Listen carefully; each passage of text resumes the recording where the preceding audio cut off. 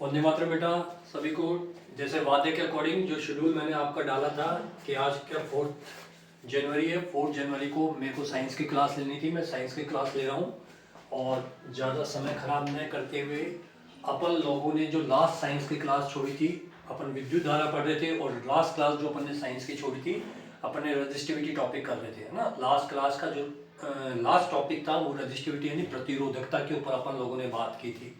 आई बात में आज वहीं से मैं उस चीज़ को कंटिन्यू कर रहा हूँ कि प्रतिरोधकता की बात कर रहा हूँ कि जो प्रतिरोधकता है किस किस के ऊपर डिपेंड कैसे करती है, उसके ऊपर डिपेंड करेंगे अपन।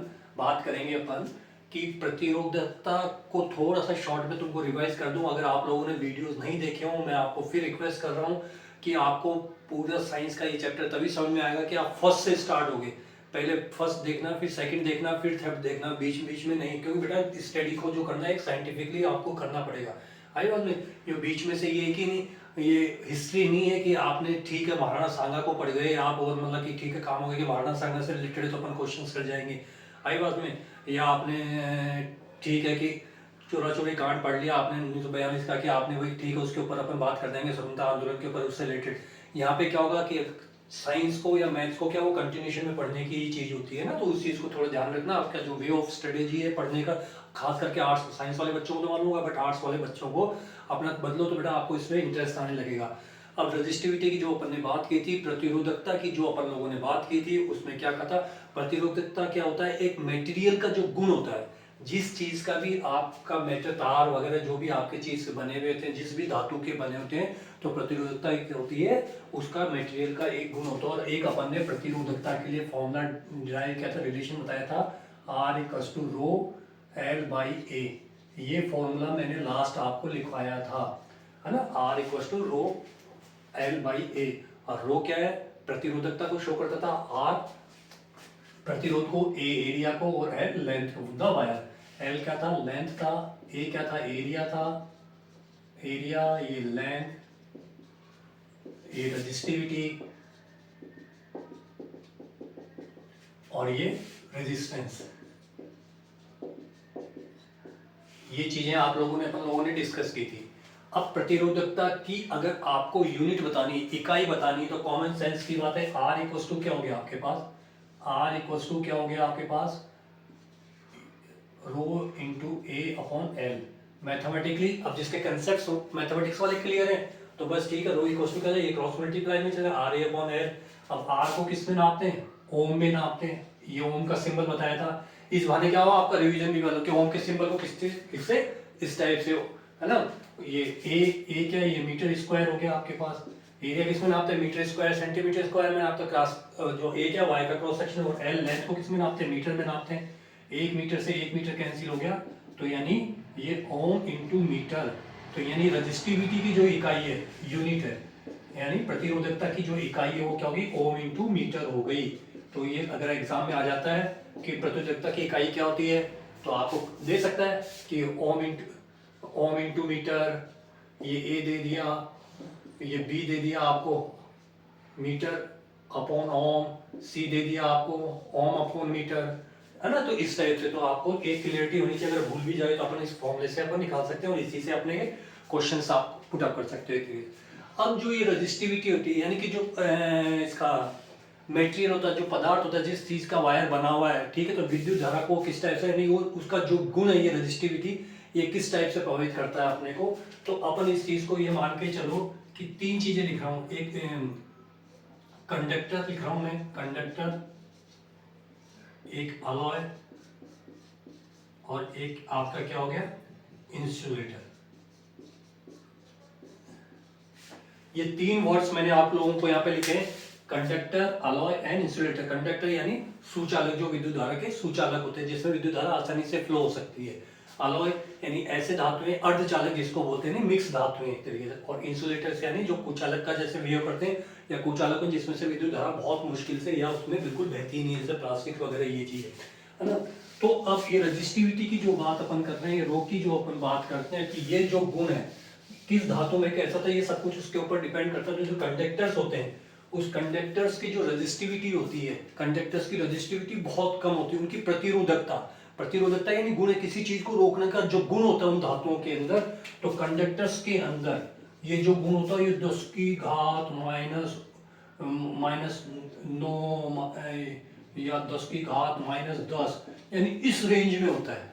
मतलब कितना इसका जो प्रतिरोधकता या क्या होता है यानी ओम इंटू मीटर में, यानी 10 की घात -9 10 की घात -10 इस रेंज में होता है। यानी एक का भी कितना 1 अरबवां 1 खरबवां हिस्सा, मतलब इतना।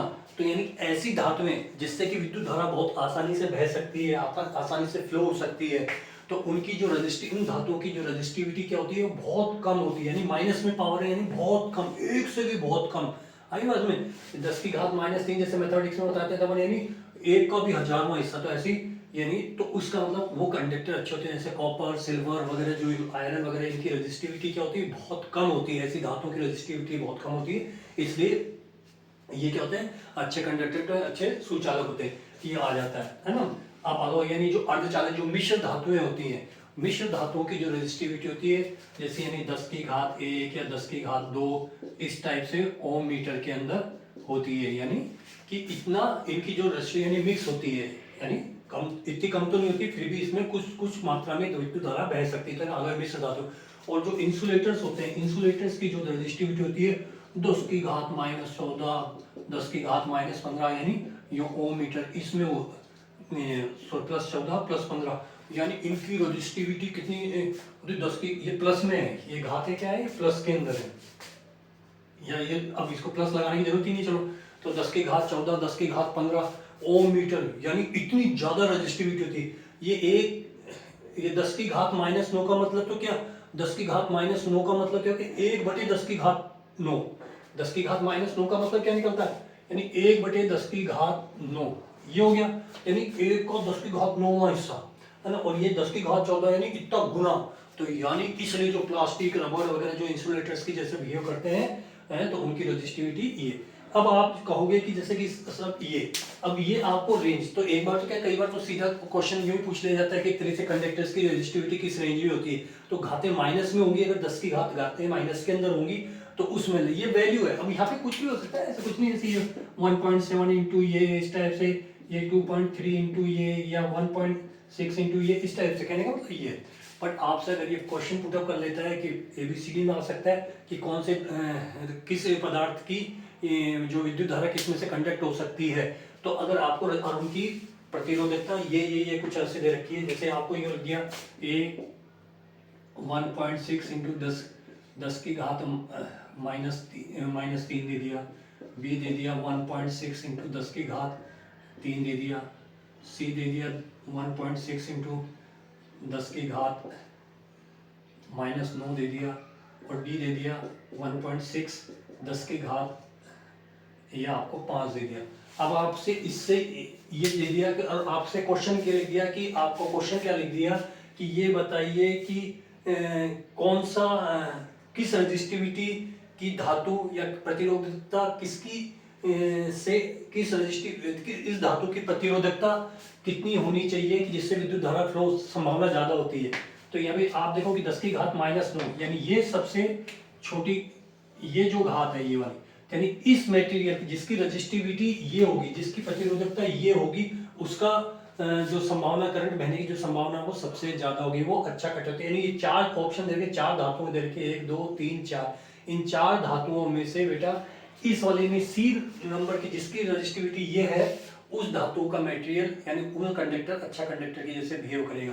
तो कहने का मतलब ये है कि जब तक आपको रजिस्टिविटी का कंसेप्ट आपको नहीं मालूम होगा तो जब तक इसका आंसर नहीं निकाल पाओगे। अब कहने को तो क्या कि अपन ऊपर से बस फॉर्मूले पढ़ लो न्यूमेरिकल कर लो उससे नहीं होगा, पर आपको ये डेप्थ में घुसना पड़ेगा कि इसके अकॉर्डिंग आपको ये सारी चीजें सेट होती हैं।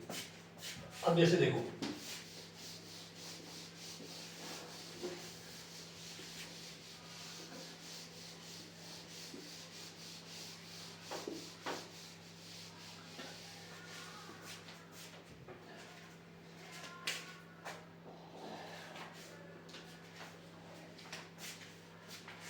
अब मान लीजिए क्वेश्चन मैं लिखता हूं, किसी धातु की प्रतिरोधकता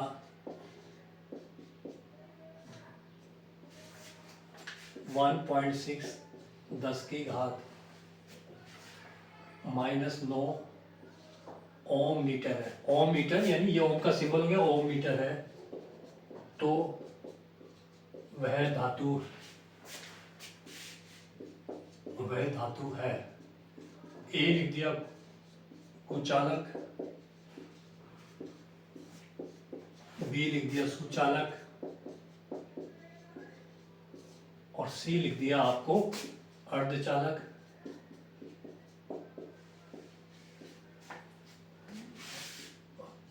और कुछ कह नहीं सकते, ये लिख दिया था।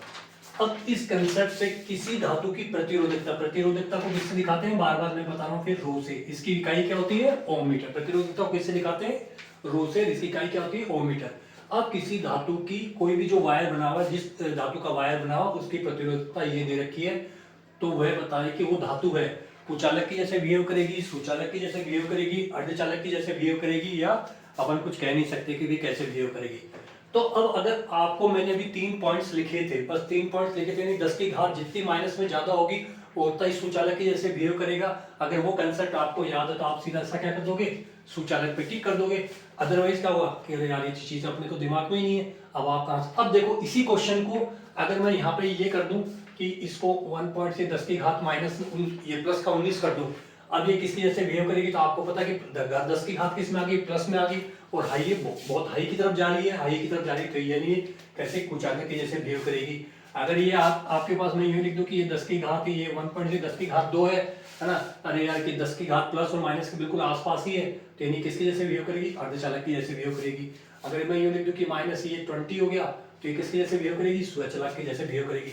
ये होता है कंसेप्ट का फायदा, कि अगर अब आपको वो मालूम है, नहीं तो आप किस की धातु के किसकी प्रैक्टिस करोगे, कितनी आपकी चीजों को जानकारी हो, पर आपके दिमाग में एक बार कंसेप्ट बैठ गया, उसके बाद आपको बहुत आसानी से इस चीज का आंसर आप दे सकते हो। अब देखो बेटा, एक क्वेश्चन लिखता हूं मैं, चलिए इसको उठाता हूं, फिर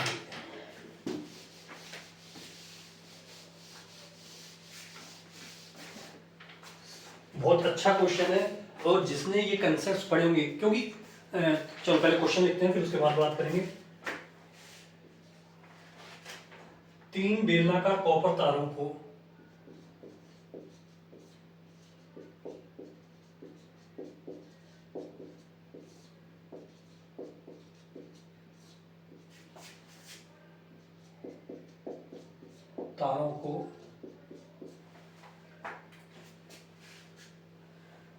चित्रानुसार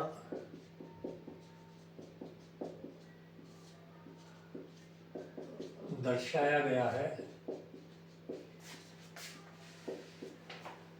तो बताओ किसका प्रतिरोध अधिकतम होगा। तो बताओ किसका प्रतिरोध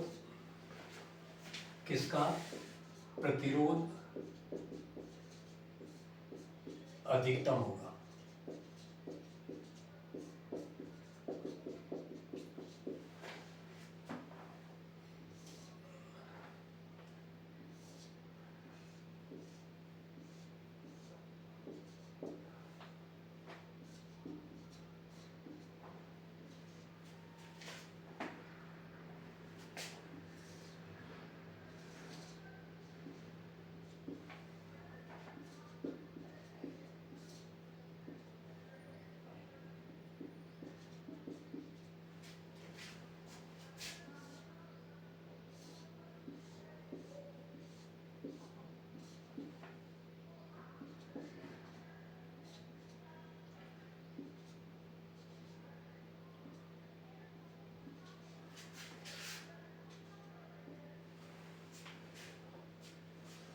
अब बेटा आपको ये बताना है, ये एक 3 बेलनाकार, ये बेलन के रूप में ही है, ये 3 बेलनाकार मैंने कोई कॉपर के वायर ले लिए, उनका क्रॉस सेक्शन एरिया ले लिया। क्वेश्चन को समझना बहुत जरूरी है, और न्यूमेरिकल्स कैसे निकल के आते हैं, और इस एक क्वेश्चन के माध्यम से भी आपके कई कंसेप्ट ऑटोमेटिकली खुल जाएंगे, और कई क्वेश्चंस को अटेम्प्ट करने के लिए आप रेडी हो जाओगे। साइंस का यही है कि ये नहीं कि एक पर्टिकुलर क्वेश्चन कर रहे हो, आप इससे 20 क्वेश्चंस निकाल पाओगे, क्योंकि आपका जो टेम्परामेंट है, आपकी वो जो सोच है, वो साइंटिफिक करनी है बस। इन क्वेश्चंस के माध्यम से आपकी साइंटिफिक सोच होने के बाद फिर क्या होगा कि आपका चाहे क्वेश्चन पढ़ा हुआ भी नहीं आ रहा, बस कंसेप्ट आपका है और कंसेप्ट आपका क्लियर है, तो आपका क्वेश्चन अगर पढ़ा हुआ भी नहीं है तो भी वहां पे अटेम्प्ट कर लोगे। ये तो बेटा ये जो अथाह सागर है, कितनी बुक्स पढ़ लो आप, कुछ नहीं, पर कंसेप्ट अगर कंसेप्ट यूनिक होता है, कंसेप्ट आपके अगर दिमाग में बैठा हुआ है तो उसकी अप्लाई करना आपको आ गया, तो आप देखो जो अपन ने बातें की पिछले 3 वीडियो में बातें की, उनका रिजल्ट अब कैसे निकल के आता है।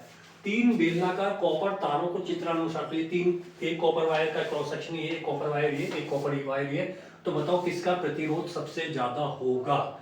अब ये क्या है, ये जो वायर है इसकी लेंथ कितनी ले रखी, एल ले रखी। क्वेश्चन को समझना पहले आई बात, फिर देखो कितनी आसानी से होता है।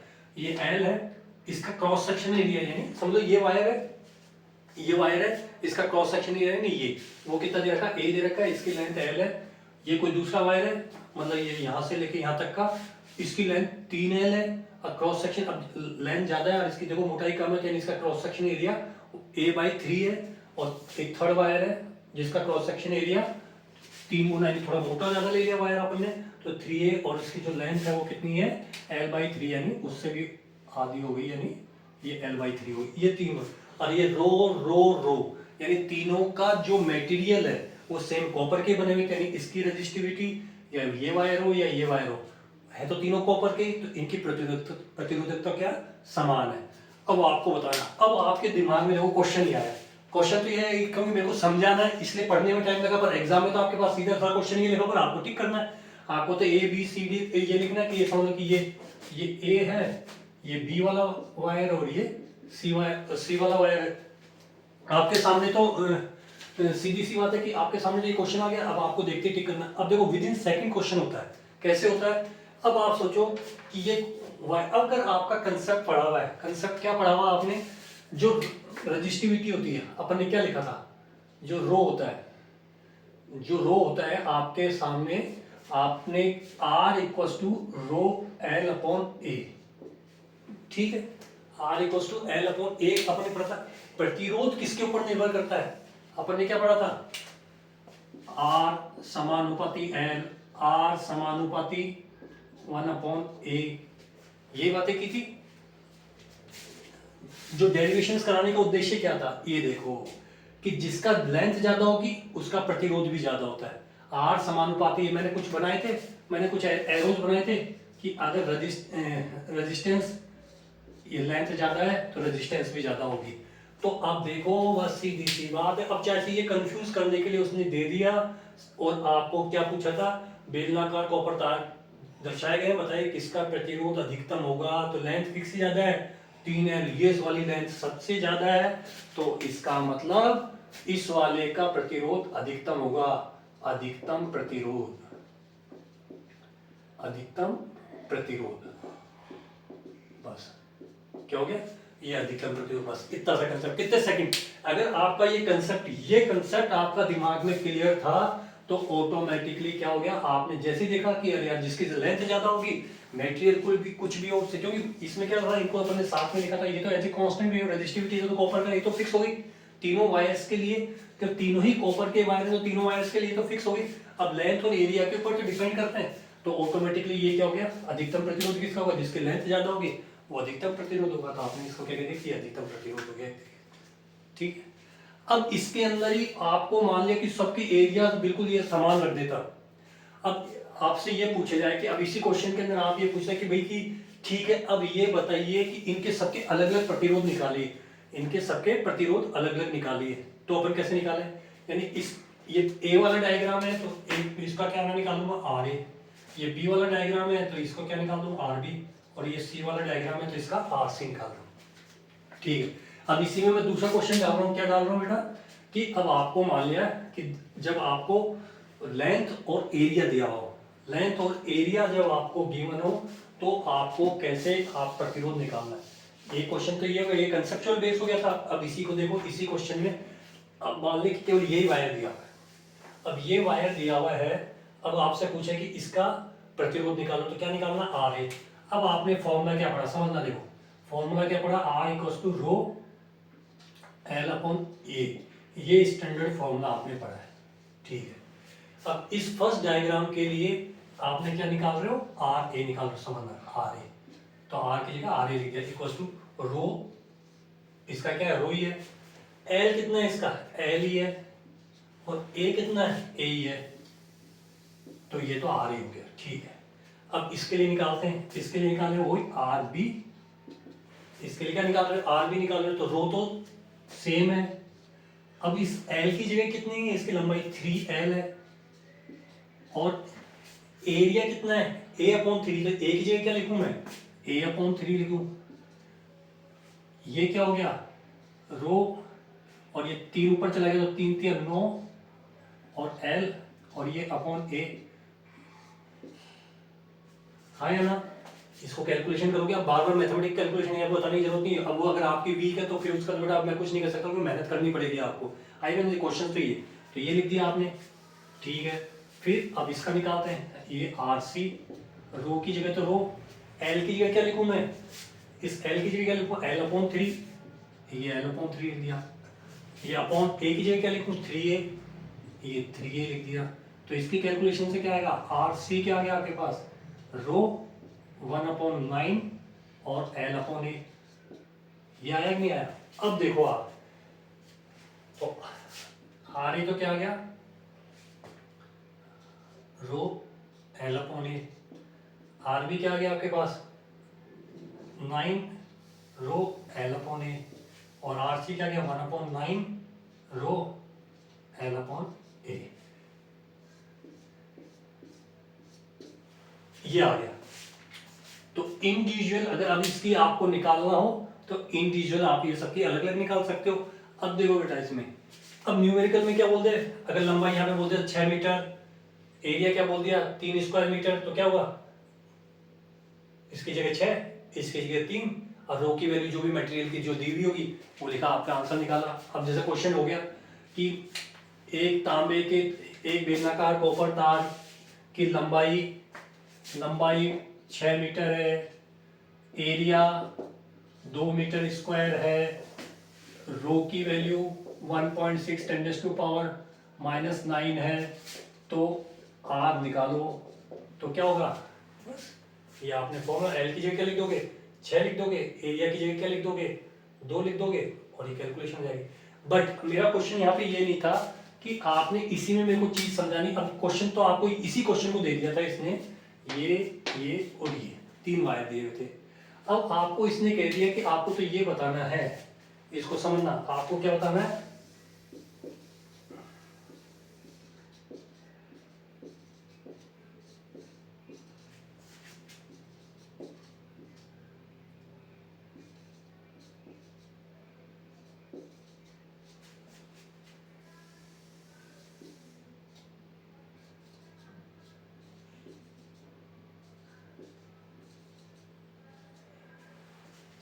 अब इनमें से कौन सा सही होगा ये बताना है।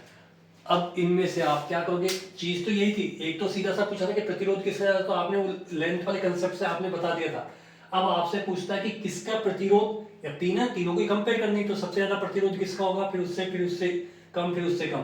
तो आप देखो आर ए क्या निकला, रो LA/A, और आर बी क्या निकला 9 रो L/A, और आर सी क्या निकला 1/9 R L/A। और तो इसका मतलब क्या हो गया, आर बी तो क्या हो गया आपके पास सबसे ज्यादा हो गया, तो 9 गुना है ये, और ये क्या है उससे कम कितना हो गया, आर ए हो गया। अब ये क्या 1/9 है, यानी ये एक ऑप्शन वो लिख लो डी। अब ये एक बी सी ये दिया था और ये डी ए, यानी आपका आंसर क्या आ गया, ये दिया। तो उस टाइप से अब ये जो चीजें ना, ये तो फिजिक्स तो यहाँ पे खत्म हो गई कि आपने निकालना था। अब ये कंपेयर करना, ये तुलनात्मक कब अध्ययन कर पाओगे, जब आपका नंबर सिस्टम कैलकुलेशन जो मजबूत होगी, एक तरीके से कैलकुलेटिव पार्ट आपका अच्छा होगा। नहीं तो सीधी सी बात है, अब आर एल अपॉन ये समझ लो, ये एक पैकेट है, ये एक पैकेट है, ये आर है, तो रो एल ए अपॉन ए को ये भी एक पैकेट है, तो ये तो एक सिंपल है, और ये कितना 9 गुना है, इसका 9 गुना वाला ही सबसे बड़ा होगा ना। और ये क्या है, R L rho L upon A, ये इसका 9वां भाग है, 1/9 है, यानी इससे और छोटा, तो यानी सबसे छोटा ये आएगा। तो कॉमन सेंस की बात है कि आपको आंसर में क्या लिखना पड़ेगा, ये लिखना पड़ेगा। तो इस टाइप से आपको ये चीजें देखनी पड़ेगी। तो जब तक आपको फिजिक्स की अवधारणा समझ में नहीं आएगी, कंसेप्ट अगर आपने पूछा तो इसको आप एंजॉय करोगे, थोड़ा सा इसको डेप्थ को, इस वीडियो को पॉज कर करके जो मैं वर्ड्स बोल रहा हूँ उन वर्ड्स को जितना टाइम इस एक क्वेश्चन पे अभी दे दूंगी ना, तो आपके बीसियों क्वेश्चंस के कंसेप्ट खुलेंगे। और केवल इसी के नहीं, फिर चाहे से विद्युत धारा निकालने के लिए, चाहे आई इक्वल्स टू अपन ने क्यू अपॉन टी पढ़ा था तो वहां से क्वेश्चंस निकल के आ रहे हो, आई बात में किसी भी चाहे V equals to I R Ohm's law पे क्वेश्चंस निकल के, आपको जो बेसिक कंसेप्ट है, बेसिक कंसेप्ट यानी क्वेश्चन को अटेम्प्ट कैसे करते हैं, वो चीज अगर एक बार पकड़ में आ जाएगी तो उसके बाद आप कितना भी इसको कितना मैं कॉम्प्लिकेटेड बना रहा हूँ जानबूझ करके इसलिए मैं कॉम्प्लिकेटेड बना रहा हूँ बेटा, ताकि आप लोगों को इससे लड़ने में मजा आए। एक बार लड़ो तो सही इनसे, फिर जब एक बार लड़ लोगे तो उसके बाद जब आप एक बार जीत हासिल कर लोगे ना इस चीज पे, उस समय आपको, क्योंकि मैं फिर बार बार कह रहा हूँ कि मैथ्स और साइंस ऐसे सब्जेक्ट हैं कि एग्जाम के एक महीने पहले भी अगर आप रिविजन भी नहीं करोगे तो भी क्वेश्चन वहाँ पे अटेम्प्ट हो जाएंगे, परंतु अभी आपको 4 महीने बहुत तगड़े तरीके से देने पड़ेंगे कंसेप्ट के इसमें, क्योंकि एक बार चीज आपके दिमाग में बैठनी चाहिए।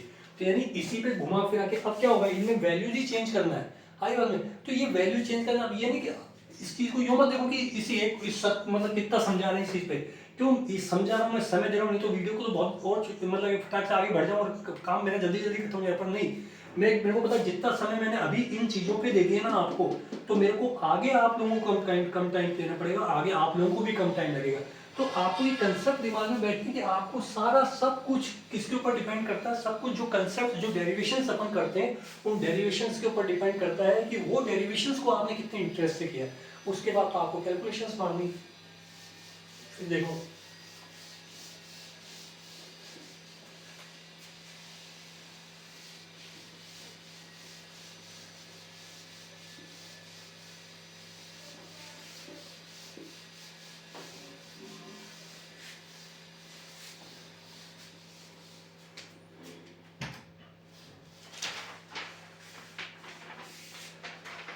एक सिंपल सी बात है, अब देखो एक क्वेश्चन मैं लिख रहा हूं, यदि किसी तार की लंबाई L, उसका क्षेत्रफल, शॉर्ट में लिख रहा हूं बेटा, क्षेत्रफल A और प्रतिरोध 4 ओम है हो, तो अब यदि तार को खींचकर उसकी लंबाई 2L कर दी जाए तो उसका प्रतिरोध कितना होगा। कोई नया क्वेश्चन तो मैं नहीं लिख रहा, आ सकता है दिखने में कितना आसान, यदि किसी तार की लंबाई L है और उसका क्षेत्रफल A है तो और प्रतिरोध 4 ओम है, यानी ये मान लिया कि कोई तार है और इसकी लंबाई कितनी दे रखी है बेटा, आपको L दे रखी है और जो क्षेत्रफल दे रखा है वो A दे रखा है, ठीक है, और प्रतिरोध कितना दे रखा है, इस तार का R कितना दे रखा है आपको, 4 ओम दे रखा है, ठीक है।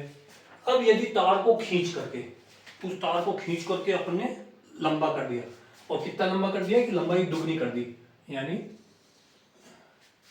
ये आपने तार की लंबाई अब आपने क्या कर दी, 2L कर दी,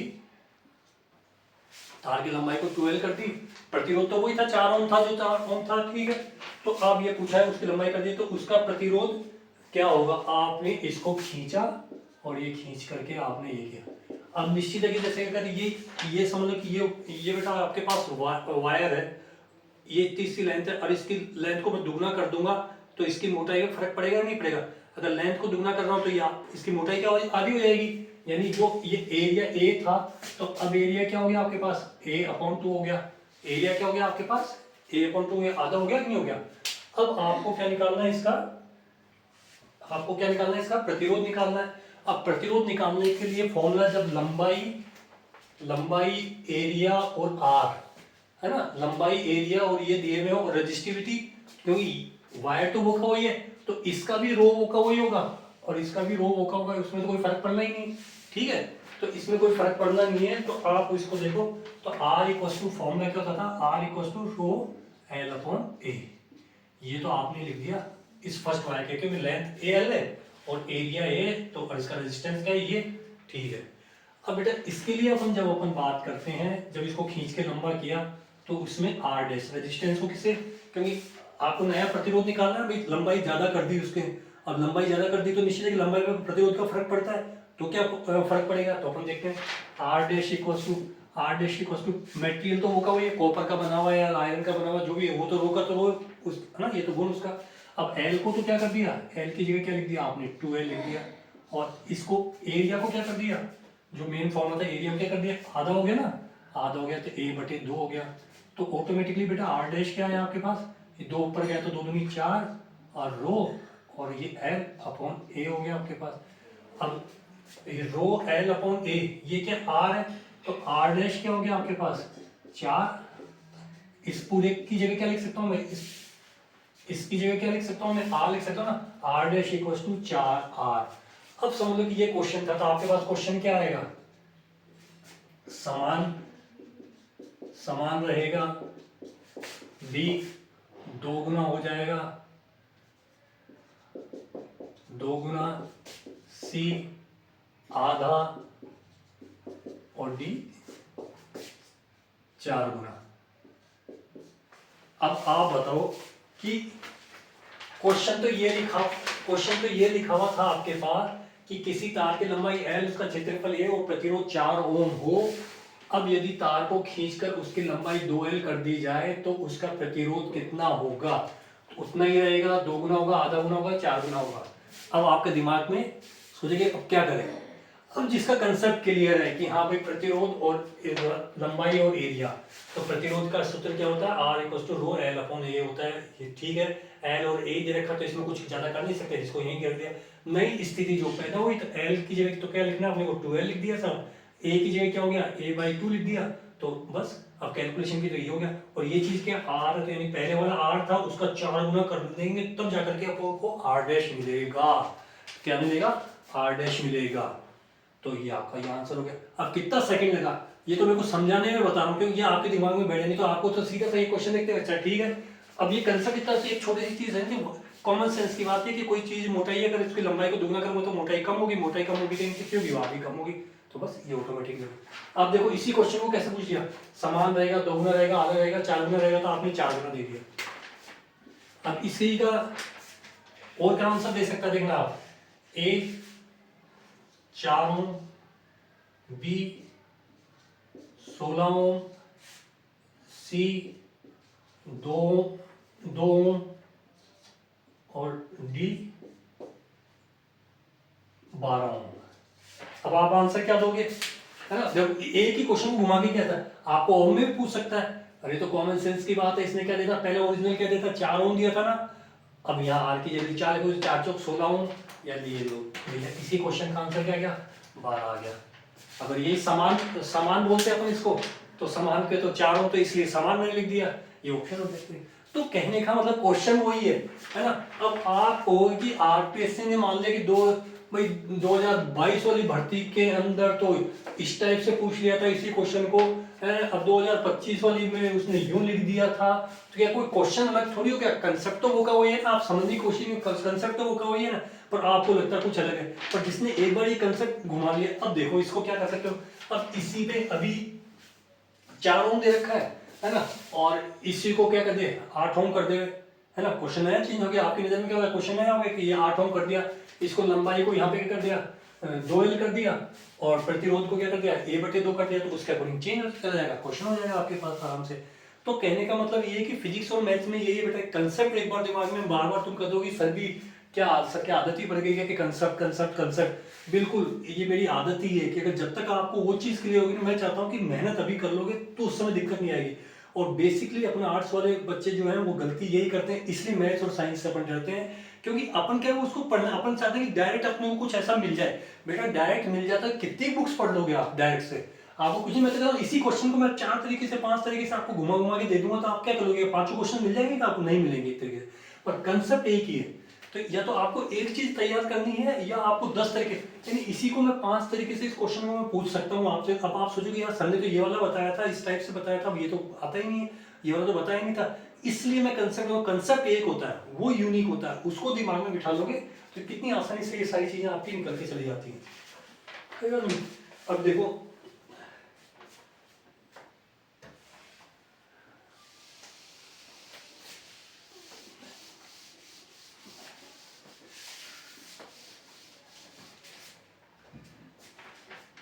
अब देखो एक कंसेप्ट की बात है तो एक चीज वो देखो, क्वेश्चन देखो, यदि किसी तार को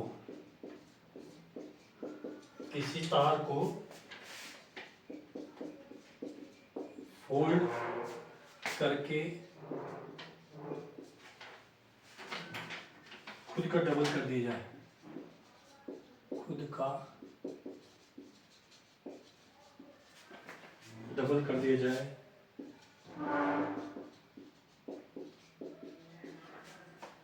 और उसे फिक्स कर दिया जाए,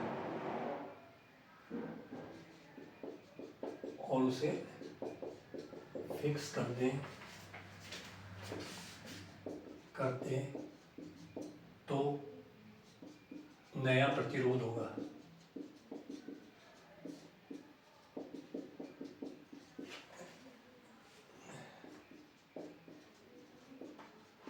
पहले का दुगना, बी लिख देता हूं मैं, पहले का चौथाई,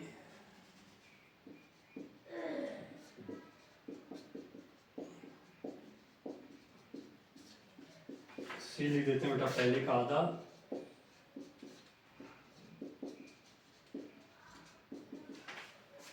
और डी लिख देते हैं पहले के बराबर।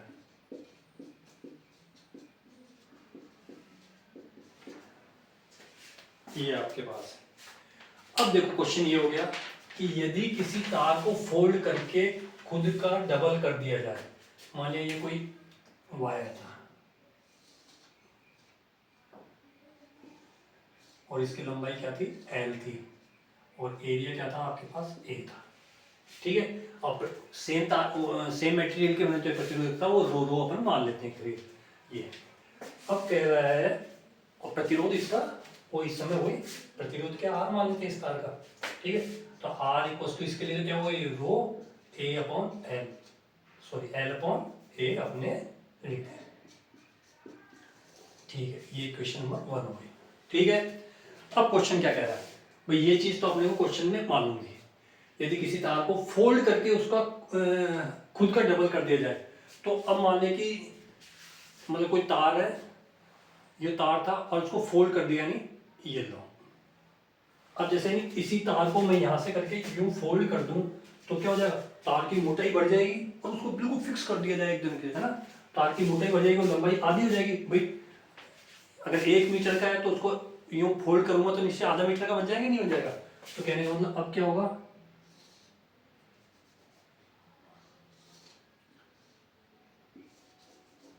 यूं कर दिया तो यानी लंबाई तो क्या होगी, आधी होगी, L/2 होगी, और ये एरिया क्या हो गया उसका, एरिया कितना हो गया, दुगना हो गया नहीं हो गया। भाई पहले इतना सा मोटा, इतना मोटा दिख रहा था, अब ये फोल्ड करके आ गया तो और मोटा ही आ गया, यानी क्या हो जाएगा, एरिया क्या हो जाएगा बेटा, 2A हो जाएगा, एरिया क्या हो जाएगा, 2A हो जाएगा, और प्रतिरोध वही R' मान लेते हैं। आगे बात हमने, अब उसी चीज को देखो, अब R' इक्वल टू क्या हो गया, रो L कितना है, L/2, A कितना है, 2A, ये 2A लिख दिया फॉर्मूले के अनुसार, जो स्टैंडर्ड फॉर्मूला था, तो रो L/2 और 2A, तो ये कितना हो जाएगा, नीचे आया तो 1/4 रो LA, और ये रो LA कितना, ये R है, तो क्या हो जाएगा 1/4, और ये क्या हो जाएगा R। तो नया जो प्रतिरोध आया वो कितना आया, पहले वाला जो प्रतिरोध था R, उसका कितना आ गया, चौथाई हिस्सा, तो यानी पहले का चौथाई। आप मरे निकाल लो, आप कितने कितने क्वेश्चन रट जाओगे आप ऑटोमेटिकली, पर आपको एक कंसेप्ट, बस ये इतनी कैलकुलेशन कुछ भी नहीं, देखो कंसेप्ट अगर आपके पकड़ा हुआ है, कंसेप्ट पकड़ा हुआ है तो ऑटोमेटिकली फटाक से आंसर निकालते हैं। अब वही वाली बात है भाई, इसको यूं कह दूं कि हाँ भैया कि डबल की बजाय मैं कह दूं 3 फोल्ड कर दिए, मतलब कि ये एक और फिर उसके बाद में एक और मार दिया, तो ऑटोमेटिकली क्या हो जाएगा, लेंथ क्या हो जाएगी 1/3 हो जाएगी ना, L/3 हो जाएगा। ये कितना हो जाएगा 3 हो जाएगा, रखना यहीं पे ही है। तो कहने को क्या है कि अपन ने जो डबल वाला ही करके गए थे, अपन को 3 वाला तो आता ही नहीं था, या इसको आधा कर दिया जाए, तो आधा कर दोगे तो क्या हो जाएगा, एरिया तो क्या हो जाएगा A/2 हो जाएगा, और लेंथ क्या हो जाएगी 2L हो जाएगी। तो बेटा घुमा करके तो कुछ भी पूछ सकता है ना क्रिएट, पर क्वेश्चन को एक ही देखना है आपको, उसके बाद में बस ये कंसेप्ट ये दिमाग में बैठ गया तो उसके बाद आप मार्क नहीं खाओगे एक तरीके से। आइए ना, तो कहने का मतलब बेटा ये है कि अगर आप लोगों को, जब तक आप लोग ऑनेस्टली से मेहनत नहीं करोगे ना, तो मेरा भी पढ़ाने का जो है ना मतलब कि जो मोरल डाउन होता है कि आपका रिस्पॉन्स आना चाहिए कि मतलब कि कैसे क्या है। अब मेरे को एक बात बताओ कि केवल मैं आपको ये बता रहा हूँ कि ये फोल्ड करके इसको मैंने डबल की बजाय मैंने कर दिया 3 फोल्ड मार दिए, 3 फोल्ड मार दिए, है ना। तो अब आपको नया प्रतिरोध बताना है, अब वो आंसर निकाल के बताना है आपको, ठीक है। इसको मैंने एक क्वेश्चन बना दिया कि 3 फोल्ड मार दी मैंने, ठीक है, एक बार घुमाया फिर उसको यूं घुमा दिया, ठीक है। समझना मेरे क्वेश्चन को, क्या कह रहा हूं, 3 फोल्ड मार दिए एक, और फिर उसको वापस डबल फोल्ड मार दिया, तो लंबाई में क्या फर्क पड़ेगा। अब कॉमन सेंस की बात है। अब देखो मेरे पास अभी कोई वायर नहीं दिखा मेरे को,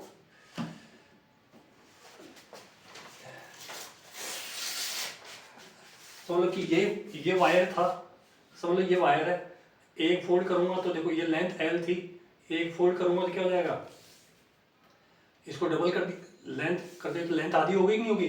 तो अपन यहाँ पे लेंथ क्या ली थी, आधी ली थी, लेंथ क्या ली थी अपन ने, आधी ली थी। और मतलब कि जैसे अब क्या उसकी मतलब कि लेंथ आधी लेते क्या हो जाएगा, उसकी मोटाई बढ़ गई ना। पहले तो केवल इतनी सी मोटाई थी, ये क्रॉस सेक्शन यही तो दिख रहा था अपने को, और अब अपन ने इसको यूं कर दिया तो क्रॉस सेक्शन क्या होगा, अब ये क्रॉस सेक्शन अपने को डबल दिखने लग गया। अब डबल दिखने लग गया, या चलो यूं मारता हूँ मैं, एक सिंपल सी बात है कि बेटा समझ लो कि ये पूरा एक वायर है, ये पूरी L लेंथ थी, ये पूरा वायर था, है ना, लेंथ L थी इसकी, और ये क्रॉस सेक्शन का एरिया था A था।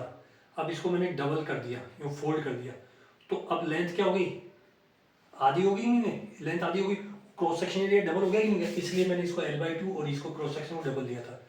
और मान लिया कि बेटा इसको फिर मैं एक फोल्ड और मार दूं, तो लेंथ क्या हो जाएगी, इसको लेंथ क्या हो जाएगी, आधी की भी आधी हो जाएगी ना, तो L/4 हो जाएगा यहाँ पे।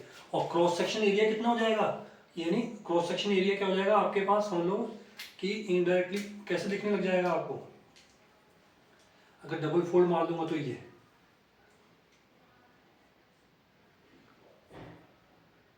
यानी 4 गुना, यानी ये 4A हो जाएगा। तो ये सब क्या IQ की बातें, ये सोचनी पड़ेगी आपको, ये सोचोगे, पर ये सोच कब पाओगे जब आपका कंसेप्ट क्लियर होगा, और जब तक कंसेप्ट क्लियर नहीं होगा ना तब तक आप लोगों का बैठेगा नहीं मामला। इसलिए जरूरी है कि अभी जो है वो अभी ध्यान दे दो, अदरवाइज तो बाद में दिक्कत आनी ही आनी है, ठीक है। ठीक है, तो बेटा इस टाइप से अपने न्यूमेरिकल्स को अटेम्प्ट करने की कोशिश करना।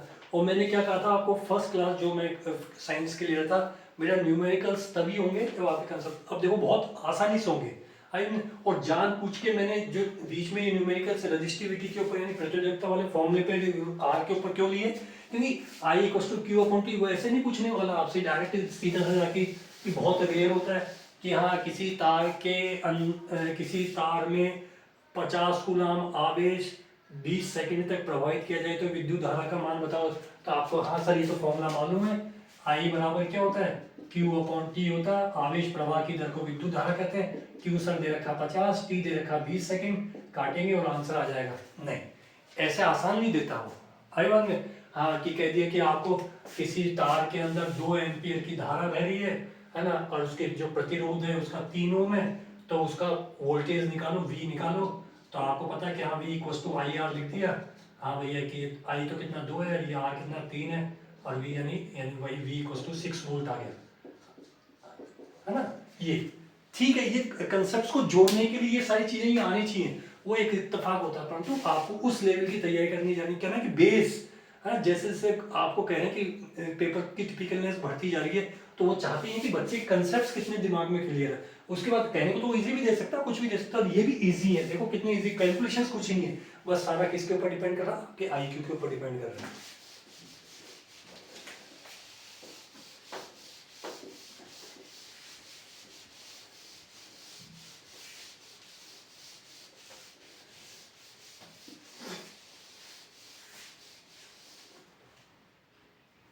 अब देखो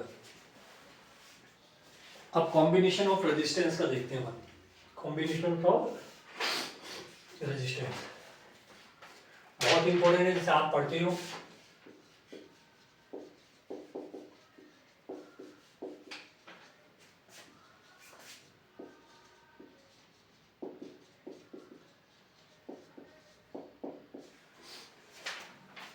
कॉम्बिनेशन ऑफ रेजिस्टेंस की जब भी बात होती है तो आपके दिमाग में दो तरह के कॉम्बिनेशन आते हैं। एक तो क्या, सीरीज कॉम्बिनेशन, और एक कौन सा होता है, पैरेलल कॉम्बिनेशन।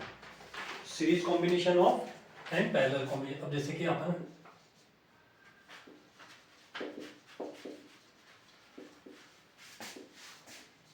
रेजिस्टेंस ऑफ, अपन इसमें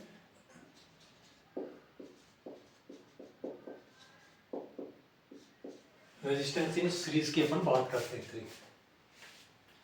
तो रेजिस्टेंस एंड सीरीज की जब अपन बात करते हैं तो आपने एक इस टाइप का चीज देखी होगी,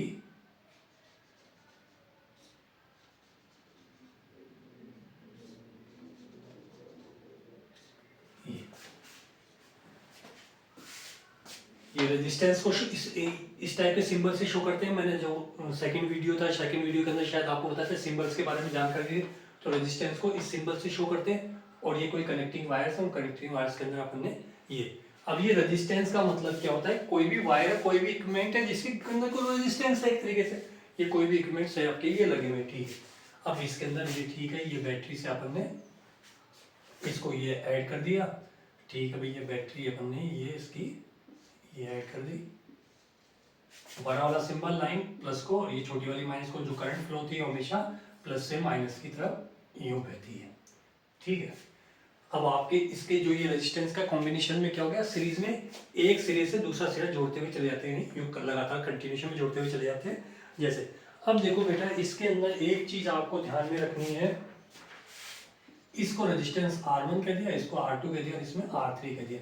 यानी कोई वायर्स है, इसमें R1 R2 R3 से ये सीरीज कॉम्बिनेशन कहलाता है। कौन सा कहलाता है, सीरीज कॉम्बिनेशन कहलाता है, जिसमें किसी भी रेजिस्टेंस का दूसरा एंड उस दूसरे वाले के पहले एंड से, फिर उसका दूसरा एंड तीसरे वाले के पहले एंड से इस टाइप से जुड़ाओ, और इस टाइप से आपने कंप्लीट सर्किट आपने कर दिया। और इसके बीच में आप, तो सीरीज कॉम्बिनेशन के लिए दो इंपॉर्टेंट बातें आपको हमेशा ध्यान में रखनी है। दो इंपॉर्टेंट बातें हमेशा आपको क्या ध्यान में रखनी है, कि सीरीज कॉम्बिनेशन के लिए हमेशा जो विद्युत धारा की वैल्यू जो होगी वो हमेशा सेम रहेगी। विद्युत धारा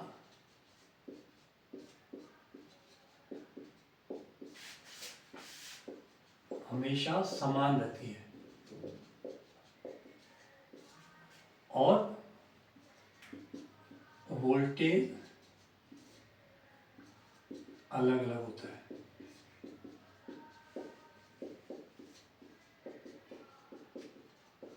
क्या वर्ड बोला मैंने, विद्युत धारा समान का मतलब होता है कि आपके पास तीन रेजिस्टेंस लगे हुए ना, R1 R2 R3, तो यानी जितनी धारा इसमें जाएगी उतनी धारा इसमें जाएगी, उतनी धारा इसमें जाएगी। ये होता था रेजिस्टेंस का मतलब।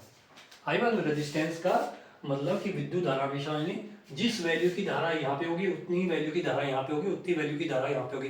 तो सीरीज कॉम्बिनेशन, ये कंसेप्ट हो गया एक तरीके से। सीरीज कॉम्बिनेशन में आपके पास वायरिंग हो रखी है, तो सीरीज कॉम्बिनेशन में हमेशा विद्युत धारा जो होती है वो क्या होती है, समान होती है, पर हर रेजिस्टेंस का क्या होता है, वोल्टेज अलग अलग होता है। यानी इस वाले रेजिस्टेंस का वोल्टेज अलग होगा, इस वाले रेजिस्टेंस का वोल्टेज अलग होगा, इस वाले रेजिस्टेंस का वोल्टेज अलग होगा। ये चीज आपको बिल्कुल दिमाग में बिठा करके रखनी है।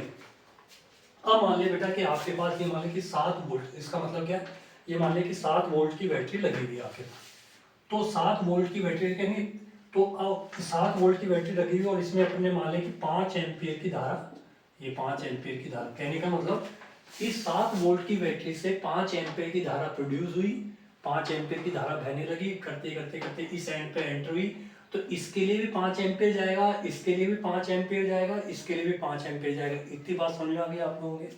ठीक है। फिर मैंने तो यानी क्योंकि विद्युत धारा हमेशा समान रहती है, तो 5 एम्पीयर का मतलब यहाँ से इस सिरे से जो एंटर होगी और यहाँ पे भी क्या निकलेगी, वही 5 एम्पीयर की। तो यानी ये पूरा एक लूप बन गया। अब मान लिया कि ये जो रेजिस्टेंस है, मैंने क्या वोल्टेज तो यानी इस वाले के लिए 7 वोल्ट की बैटरी थी, तो 7 वोल्ट की बैटरी के लिए इसमें मान लिया कि आपके पास 4 वोल्ट खा गया, ये 2 वोल्ट खा गया, और ये वाला 1 वोल्ट खा गया। आई बात में? यानी जो 7 वोल्ट था, 7 वोल्ट था, धारा तो समान भाई, पर 1 वोल्ट इसमें काम में आ गया, 2 वोल्ट का काम इसके ऊपर करना पड़ा, और 4 वोल्ट का काम इसमें। वोल्टेज यानी पोटेंशियल डिफरेंस, यानी विद्युत धारा को बहने के लिए कितना काम करना पड़ा। इन 7 वोल्ट की जो बैटरी थी, तो इसमें 1 वोल्ट का काम करना पड़ा, इसमें 2 वोल्ट का काम करना पड़ा, इसमें 4 वोल्ट का काम करना पड़ा। 4 2 6 और 1 7। अब इतनी बात समझ में आ गई सीरीज कॉम्बिनेशन के लिए। तो सीरीज कॉम्बिनेशन के लिए एक हमेशा ध्यान रखो कि जितना रेजिस्टेंस ज्यादा होगा, जितना प्रतिरोध ज्यादा होगा, उतना ही वोल्टेज कम होगा। तो एक सीरीज कॉम्बिनेशन के लिए एक मेन पॉइंट ये ध्यान रख लो कि जितना ज्यादा प्रतिरोध, जितना ज्यादा प्रतिरोध यानी R, उतना कम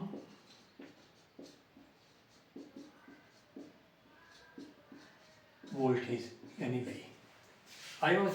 यानी कहने का मतलब जितना ज्यादा प्रतिरोध होगा, उतना ही कम आपको वोल्टेज मिलेगा। ये एक कंसेप्ट आपको सीरीज के लिए आपको ध्यान में रखना है। आई बात में? कि ये R1 R2 R3 ले लिया,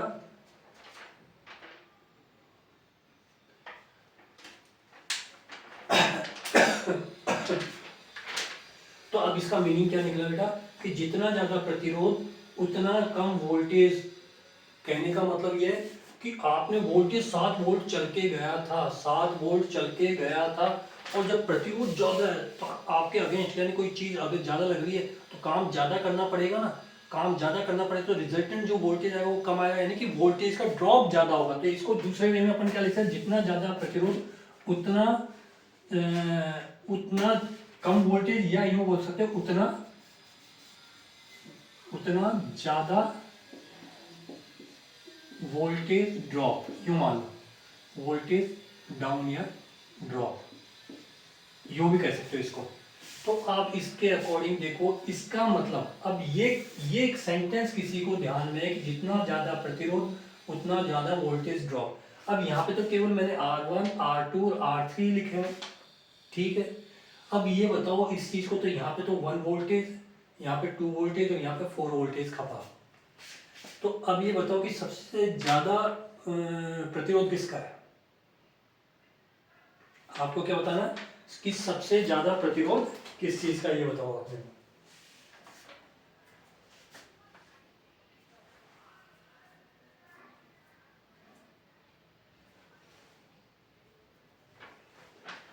सिंपल सी बात है बेटा, लिख के बताओ, देखो फटाफट, नहीं फिर मैं लिख के दूं। इस सेंटेंस के आधार पे कि आप इसको कितना पकड़ पा रहे हो, इस सेंटेंस के आधार पे आपके सामने ये लिखा हुआ है ना। धारा तो वही सब में 5 एम्पीयर बह रही है, R3 में 1 वोल्टेज, R2 के अंदर 2 वोल्ट और इसके अंदर 4 वोल्ट, इतना इसका प्रतिरोध वोल्टेज है, ठीक है। 7 जो डिवाइड हुआ। अब आपको ये बताना है कि रेजिस्टेंस किसका सबसे ज्यादा है इस सेंटेंस के आधार पे। कमेंट बॉक्स में लिख बताओ मेरे को आंसर इसका क्या समझ में आया। जितना ज्यादा प्रतिरोध उतना ज्यादा वोल्टेज ड्रॉप। तो अब आप देखो, जितना ज्यादा प्रतिरोध उतना ज्यादा वोल्टेज ड्रॉप, यानी सबसे ज्यादा वोल्टेज किसका आ रहा है, 4 वोल्ट आ रहा है, 4 वोल्ट। यानी इतना वोल्टेज, इतना काम, 4 वोल्ट जितना काम इसको करना पड़ा, तब जाकर के इसमें से 5 एम्पीयर धारा निकल पाई। 4 वोल्ट जितना काम करना पड़ा, इसका मतलब रेजिस्टेंस किसका ज्यादा है, इसी का ज्यादा हुआ ना। ज्यादा वोल्टेज ड्रॉप किस में हुआ, 4 वोल्ट के अंदर हुआ, तो प्रतिरोध भी कौन सा ज्यादा होगा, R1। तो R1 सबसे ज्यादा होगा।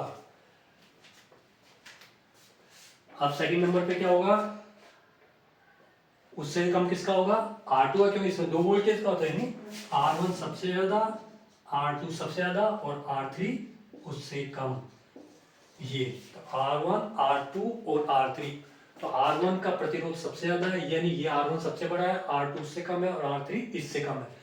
अगर बाय द वे मैं इसको यहाँ पे लिख देता 4 वोल्ट और इसको मैं लिख देता यहाँ पे 2 वोल्ट, तो ऑटोमेटिकली अब बताओ, बताओ सबसे ज्यादा प्रतिरोध किसका हुआ है, सबसे ज्यादा प्रतिरोध R2 है, उसके बाद कौन सा है, R1 है, और उसके बाद कौन सा है, R3 है, यानी ये इस टाइप से। अब आपको जब ये इस सेंटेंस का अर्थ समझ में आ गया, अब आप बता सकते हो कि ये कि चाहे अलग अलग प्रतिरोध भी लगे हुए हैं पर आपको मालूम नहीं है कौन सा ज्यादा है।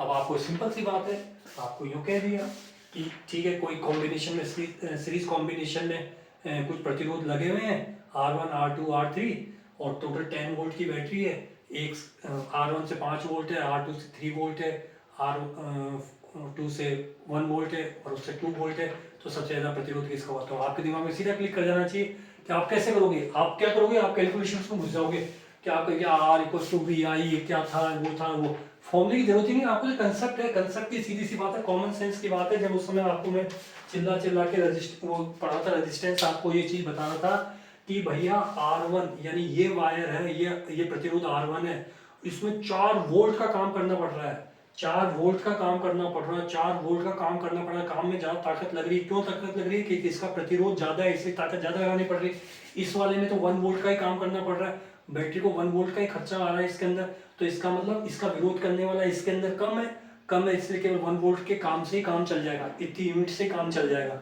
और यहाँ पे 4 वोल्ट का काम करना पड़ रहा है, यानी यहाँ पे प्रतिरोध करने वाले ज्यादा, विरोध करने वाले ज्यादा है, यानी इसका मान लीजिए ज्यादा होगा। अब ये कंसेप्ट क्या था, ये कंसेप्ट की बात है ना, और उससे आप ये निकाल सकते हो, है ना बेटा। तो इस चीज को थोड़ा सा ये आपको ध्यान में रखना है। अब इसकी डेरिवेशनल पार्ट को अगर अपन देखें तो अब देखो इसके अंदर क्या था, रेजिस्टेंस का सीरीज के अंदर है, तो सीरीज के अंदर विद्युत धारा हमेशा क्या होती है, समान होती है, और वोल्टेज आपका क्या होता है, अलग अलग होता है, ये पता अपन देखो। अब अपने पास ओम्स लॉ के अकॉर्डिंग क्या अपन क्या करते हैं, V इक्वल्स टू IR, ये स्टैंडर्ड आपका, ये अपन बात करते हैं। अब बेटा आपने मान लिया कि ये प्रतिरोध जब वोल्टेज का होता है, इसमें V1, इसमें V2 और इसमें V3, ये टोटल 7 वोल्ट की बैटरी थी ना, तो यानी V डिवाइड होता है V1 plus V2 plus V3, तो सीरीज कॉम्बिनेशन में जो 7 वोल्ट था वो आपका 1 वोल्ट, 4 वोल्ट और 2 वोल्ट में डिवाइड हुआ ना, इसको V1 कह देता हूँ, इसको V2 कह देता हूँ, इसको V3 कह देता हूँ, आ रही बात सुनने। तो बिल्कुल उसी चीज को, तो ओम्स लॉ के according V equals to IR होता है, तो आपने एक कर दिया कि सीरीज कॉम्बिनेशन के अंदर जब भी वोल्टेज अलग अलग होता है, तो यानी 3 वायर्स लगे हुए थे ये रेजिस्टेंस के, तो एक में V1 वोल्टेज, एक में V2, एक में V3, और I समान होता है। अब अपन जानते हैं कि V इक्वल्स टू IR होता है, तो मैं क्या लिख दूं, इस V की जगह तो इधर टोटल I और टोटल R रेजिस्टेंस, भाई इसका टोटल R कुछ ना कुछ तो निकलेगा, इस पूरे सर्किट का R। अब अपने को तुल्य रेजिस्टेंस निकालना है, इसका टोटल रेजिस्टेंस आपको निकालना है, तो IR।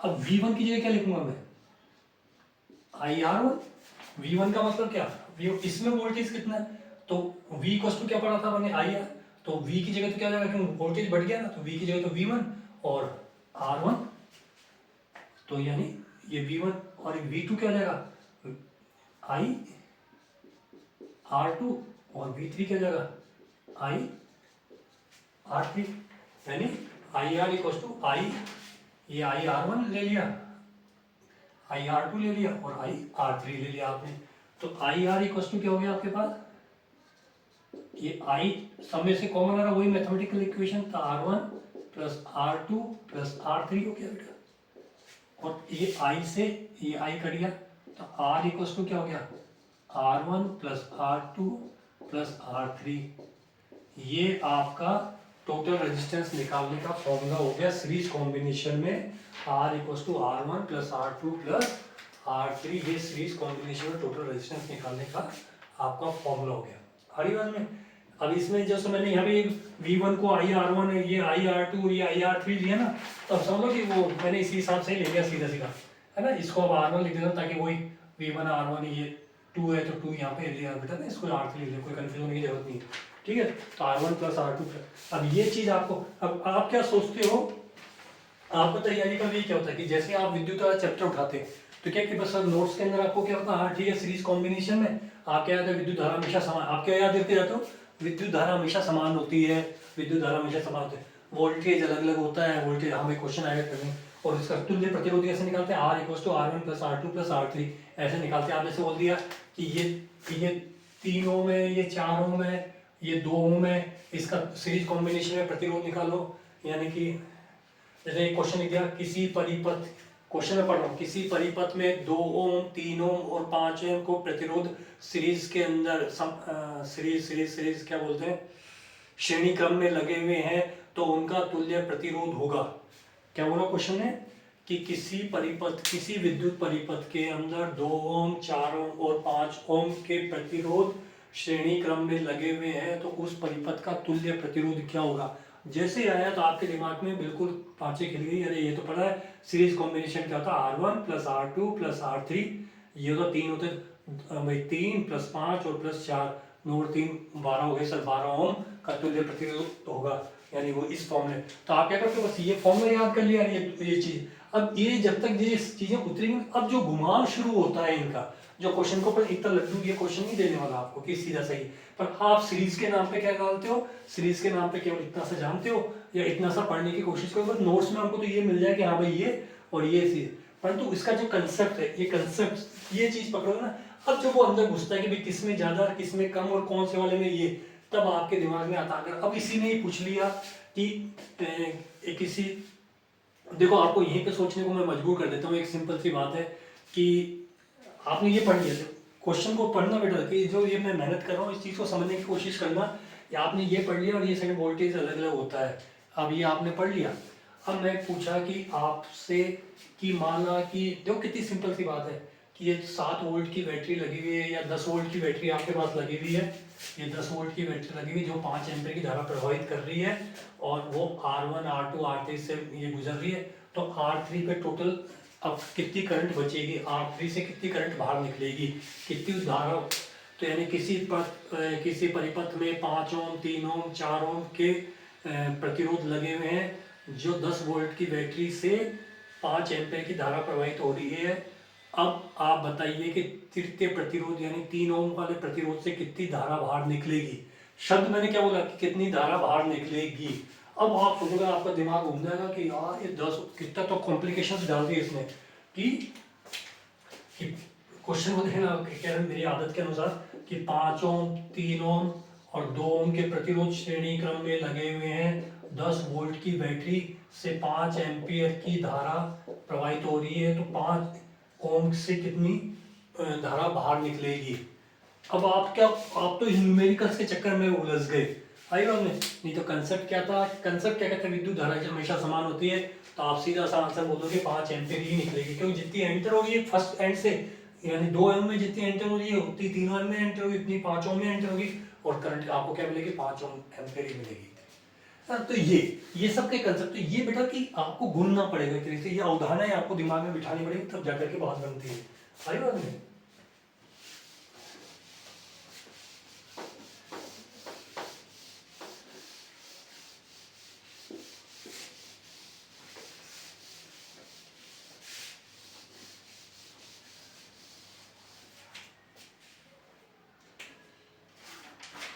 अब दूसरा कौन सा था, रेजिस्टेंस इन पैरेलल।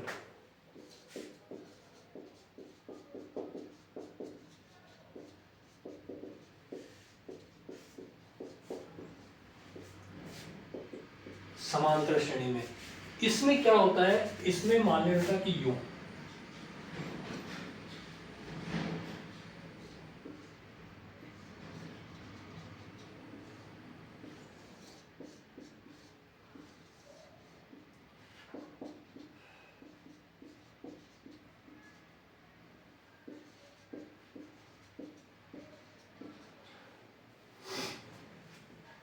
समांतर श्रेणी में आप यूं मान के चलो, ये कितने भी रेजिस्टेंस है, दिन का स्टार्टिंग और एंडिंग पॉइंट क्या होना चाहिए, एक ही होना चाहिए। इन एक ही बिंदु पे आके, जैसे कि देखो ये वाला रेजिस्टेंस है, ये वाला प्रतिरोध है, ये वाला प्रतिरोध यानी ये वाला वायर है, इन दोनों पॉइंट्स पे मिलके जुड़ रहा है, ये वाला वायर है वो भी इन दोनों पॉइंट्स पे मिलके, ये वाला वायर भी वो भी इन दोनों पॉइंट्स पे आके मिल रहा है, यानी एक ही पॉइंट पे, यानी यूं आप कुछ भी मान लो कि ये R1 ले लिया, यार यही जुड़ रहा है, कैसे भी जोड़ लो भाई, ये R3 ले लिया भाई, ये और ये कैसे भी जोड़ लो आप, ये R4 ले लिया, यानी इनके स्टार्टिंग और एंड पॉइंट एक ही हो। सीरीज में क्या थे, स्टार्टिंग पॉइंट अलग था, एंड पॉइंट अलग था, स्टार्टिंग पॉइंट अलग था, एंड पॉइंट अलग था, पर पैरेलल कॉम्बिनेशन के अंदर जितने भी रेजिस्टेंस लगे रहते हैं उन सबके स्टार्टिंग और एंड पॉइंट एक ही होते हैं। तो इस टाइप के कॉम्बिनेशंस क्या होते हैं, पैरेलल कॉम्बिनेशंस कहलाते हैं एक तरीके से। और पैरेलल कॉम्बिनेशन में आपको एक अवधारणा हमेशा ध्यान रखनी है, क्या चीज ध्यान रखनी है कि सीरीज कॉम्बिनेशन में तो अपन ने क्या पढ़ा था, विद्युत धारा जो होती है वो समान होती है, और पैरेलल कॉम्बिनेशन में विद्युत धारा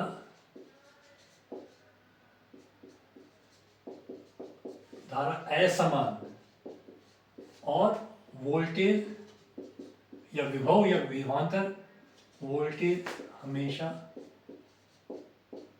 समान होता है।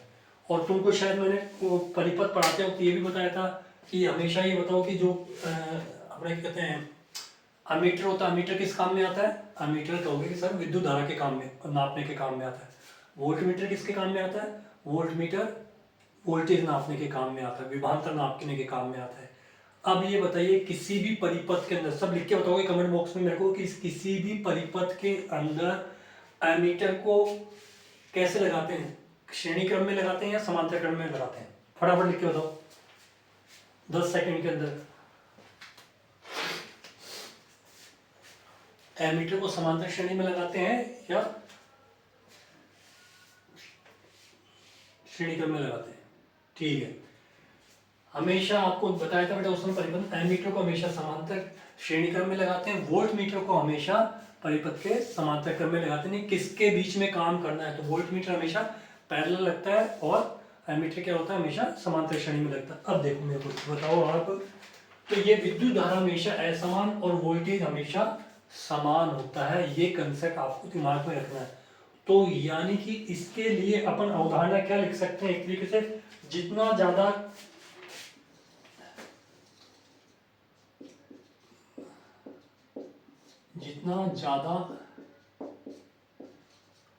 आर होगा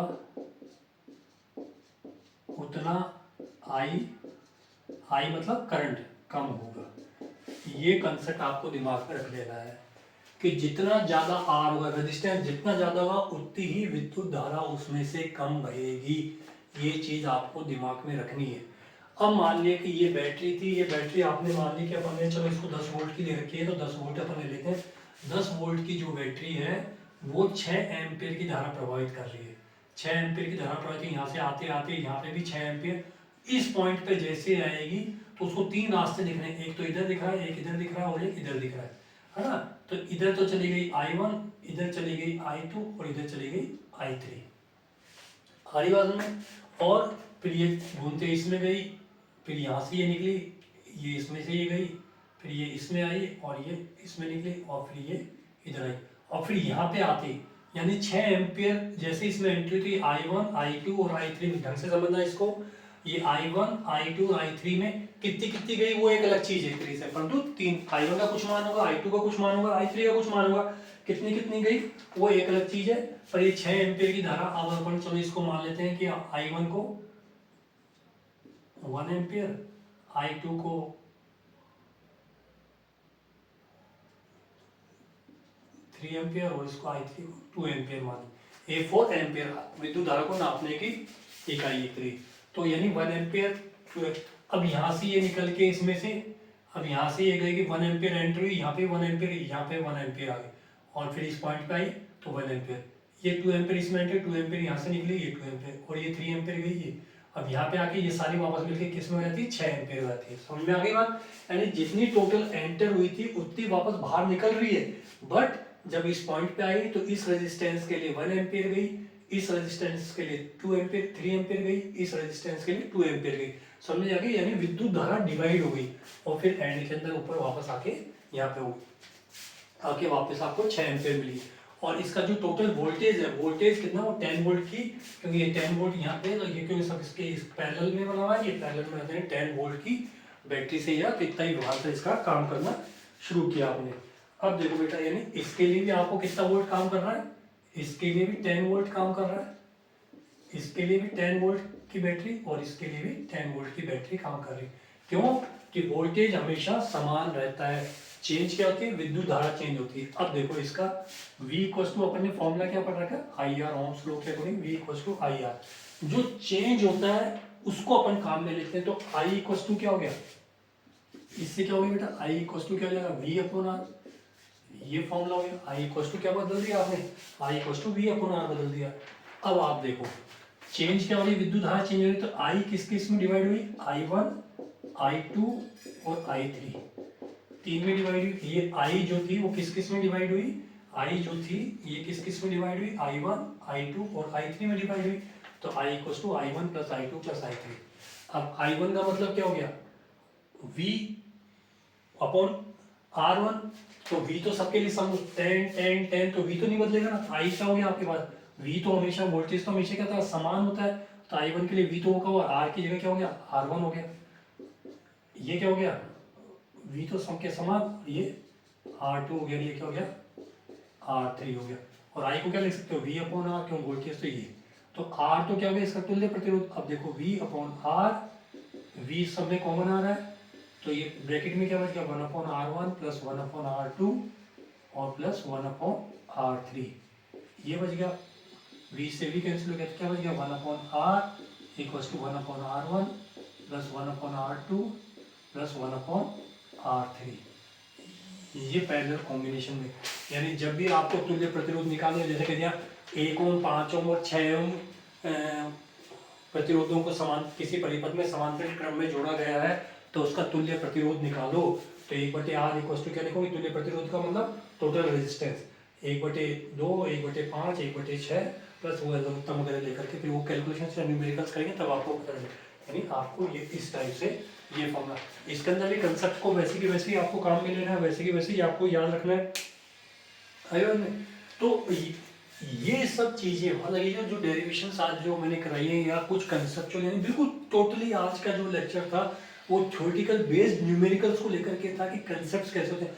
और फिजिक्स में इवन जो साइंस के स्टूडेंट्स हैं और जो ये देख रहे होंगे, तो वो भी समझ रहे होंगे कि वास्तव में फिजिक्स से ये लोग भी डरते थे, ऐसी बात नहीं, जब ये 10th 11th 12th के अंदर थे तो ये भी डरते थे न्यूमेरिकल न्यूमेरिकल न्यूमेरिकल, बट वही था कि ये भी गलतियां वही करते थे कि सिंपल सी बात है कि फिजिक्स को डायरेक्ट न्यूमेरिकल से स्टार्ट करने की कोशिश करते हैं। न्यूमेरिकल से कभी होगा ही नहीं जब तक आपका कंसेप्ट क्लियर नहीं है। जब आप बेस आपका जब तैयार है, तो उसके बाद में एक ही कंसेप्ट से आपको 20 न्यूमेरिकल्स 20 चीज़ें आपकी हो सकती हैं। तो बेटा आज का जो लेक्चर है बहुत इंपॉर्टेंट है, इस चीज़ को बहुत ध्यान में रखना, बहुत हाथ के हाथ इस चीज़ को करना। आपको एक्स्ट्रा टाइम लग जाए कोई दिक्कत नहीं है, इसको एक बार समझ लेना ढंग से, तब कभी नहीं भूलोगे। और इसको करने से पहले पुरानी वाली चीज़ों को जरूर देखना, उसके बाद ये चीज़ समझ में आएगी। अब आपके पास कोई चॉइस भी नहीं है, आपके पास चॉइस नहीं है, बिल्कुल समय बहुत कम है, इसलिए बहुत तरीके से इत्मीनान से उस चीज़ को पढ़ो, जितना समय ज़्यादा दे सकते हो बिल्कुल दीजिए। और आप जैसे मैंने शेड्यूल में जो परसों मैंने डाला था वीडियो, उसके अंदर बता दिया था 11 तारीख को नंबर सिस्टम का टेस्ट लेने वाला हूँ। 11 तारीख को नंबर सिस्टम का टेस्ट लूँगा। आज देख लो 4 तारीख हो चुकी है, तैयारियाँ शुरू कर दो। मैं मेरे कमिटमेंट को पूरा कर रहा हूँ, आप लोग कर रहे हो, तो यानी मेरे को नहीं, आप अपने आप को धोखा दे रहे हो। और आप केवल इतना सा सोचना कि ये क्यों कर रहा हूँ मैं, बस ठीक है। इसमें अगर केवल मेरा ही स्वार्थ है कि आप लोगों का कुछ भी नहीं, आप लोगों का कुछ भी भला नहीं हो रहा है, तो ये आंसर अपने आप से लेगा बेटा। इसलिए तैयारी करना शुरू कर दो। और मेरा मोटिवेशन देखो किस चीज़ से मिलेगा, कि 11 तारीख को आप लोग परफॉर्म करके बताओगे मुझे, आई बात नहीं। और परफॉर्म कब कर पाओगे, जब आप इसको करना स्टार्ट करो। इसलिए पैरेलल चलाओ, मैंने सारी कैलकुलेशंस आपको टाइमिंग की वगैरह सारी उस वीडियो में समझा दी है, नहीं है तो उसको देख लेना, है ना। जो लोग पहली बार इस वीडियो को देख रहे हैं तो वो देख लेना कि प्रीवियस में मैंने क्या बोला है क्या नहीं बोला है, उसके अकॉर्डिंग बेटा स्ट्रेटेजी तैयार करो। अब वो फालतू की चीज़ें देखने के बजाय ये है कि अब ये क्या हो रहा है, अब आपके अकॉर्डिंग सब कुछ डिसाइड नहीं होना। आपको जो पैटर्न, पेपर का पैटर्न है उसके अकॉर्डिंग आपको लगना है, हरी बात में। इसलिए ठीक है, ऑल द बेस्ट। अब ठीक है, नेक्स्ट लेक्चर मैंने क्या कहा था, इससे ही डालूंगा मैं 6 तारीख को, 6 का ही वादा किया हुआ, हाँ तो 6 को मैं साइंस का, फिर ताकि 6 तारीख को मैं ये विद्युत धारा जो है ये कंप्लीट हो जाएगा। इसके कंप्लीट होने के बाद अगर देखता हूँ, ठीक है, आप लोग अपने नोट्स प्रिपेयर करना शुरू कर दो आई बन में। और जो ऐप वाले बच्चे हैं, ऐप वाले बच्चों के लिए कि हो सकता है कि ये जो भी मैंने तय तो इनकी पीडीएफ बना करके मैं ऐप में डाल दूँ वो क्योंकि उन बच्चों ने थोड़ा सा विश्वास कर रखा है तो वो ऐप में मैं डाल दूंगा। हालांकि डालने को तो मैं इनको टेलीग्राम पे भी डाल देता, पर बेटा मैंने स्टैटिक्स के नोट्स डाल के देखे टेलीग्राम पे, कोई रिस्पॉन्स नहीं आता, तो मेरी इन नोट्स की इज्जत खराब होती आई बात में। तो उन बच्चों ने क्या बिगाड़ा है कि जिन्होंने मेरे पर फेथ करके जब उस ऐप में उन्होंने विश्वास कर रखा है, तो उनके लिए फिर मैं प्रोवाइड कराऊंगा। बाकी आप लोग मेहनत करोगे तो इन फ्यूचर कोई चीज़ देखी जाएगी, अदरवाइज अभी तो ये क्योंकि मैंने देखा था आई बंद उस टेलीग्राम को भी, उस नोट्स को भी देखने की फुर्सत किसी को नहीं है। तो बताओ, खैर ठीक है जो भी है, बट आना आप लोग मेहनत करो, ऑल द बेस्ट।